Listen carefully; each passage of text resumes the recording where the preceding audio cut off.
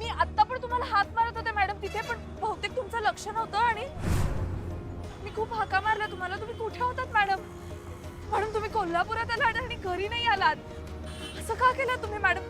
तुम्ही घरी चला, तुम्ही आधी घरी चला मॅडम. तुम्हाला माहित नाही तुमच्याशिवाय घराची काय अवस्था झाली. मी सांगू नाही शकत तुम्हाला मॅडम. तुम्ही लवकरात लवकर घरी या प्लीज.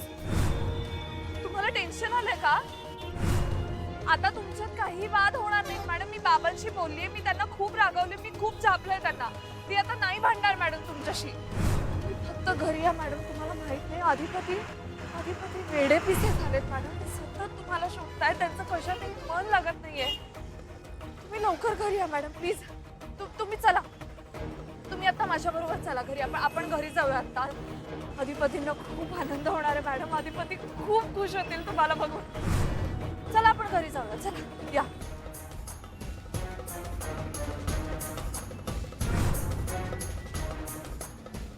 मॅडम काय झालं? तुम्ही रागावलाय का मॅडम माझ्यावर?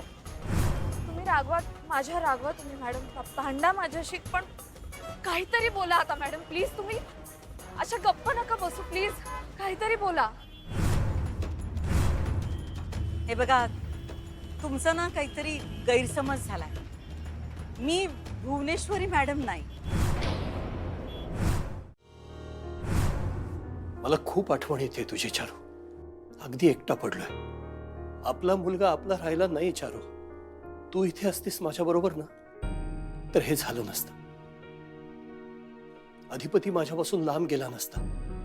आणि म्हणून मला खूप आठवण येते तुझी. चारू, तुलाही वाटतं माझं चुकलंय?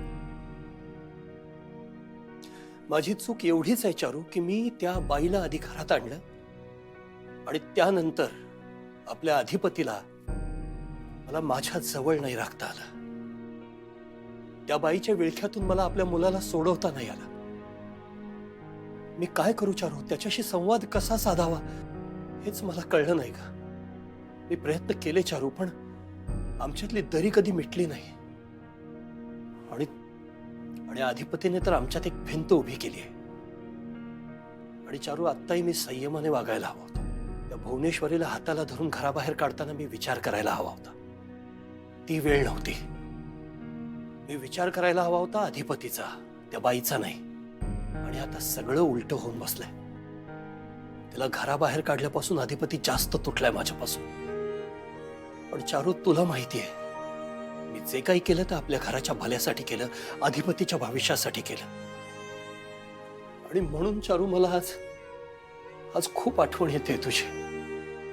चारू, आपण किती स्वप्न बघितली होती अधिपतीसाठी, काय काय ठरवलं होतं. तुला आठवतंय चारू? तू सगळं डायरीमध्ये लिहून ठेवायचीस. लक्षात आहे ना तुझ्या? तुम्ही अशा वेगळ्या दिसताय. तुमची साडी दागिने पण. काही झालं होतं का मॅडम? काही प्रॉब्लेम झाला होता का? अशा का दिसताय तुम्ही? सांगितलं ना तुम्हाला, तुमचा ना काहीतरी गैरसमज झालाय. म्हणजे तुम्ही म्हणताय त्या मॅडम मी नाही.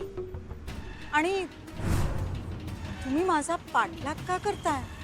कोण आहात तुम्ही? आणि ह्या भुवनेश्वरी मॅडम कोण आहेत? असं काय करताय? असं काय बोलताय तुम्ही मॅडम? तुम्ही किती वेश बदललात, भाषा बदलली तरी मी ओळखू शकते तुम्हाला. माफ करा, पण प्लीज तुम्ही मला भुवनेश्वरी मॅडम म्हणू नका. अहो मॅडम, असं काय करताय तुम्ही?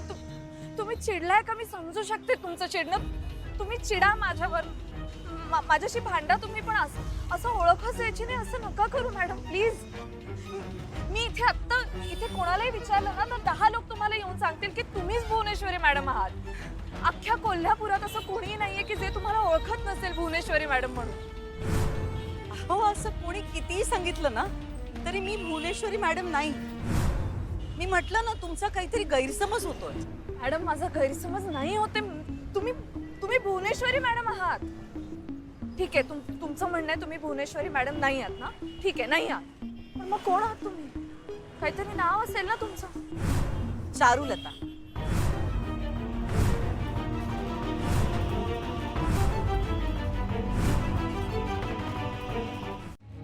तुझी डायरी.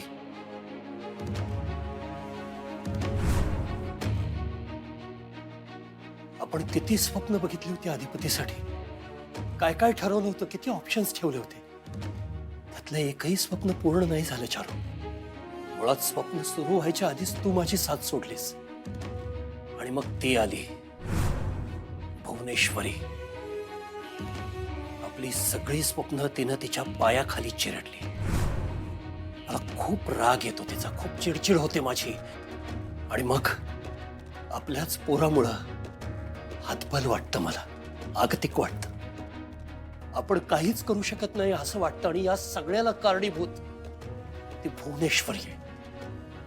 चारू, तिनं अधिपतीला तिच्यासारखं बनवलं, शिक्षणापासून दूर ठेवलं, अडाणी बनवलं, माझ्याबद्दल त्याच्या मनात विष पेरलं. याचा खूप राग येतो मला चारू.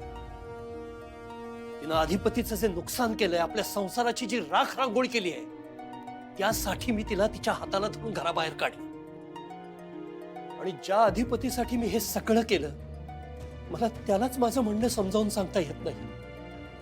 आणि म्हणून चारू, मला तुझी आठवण येते.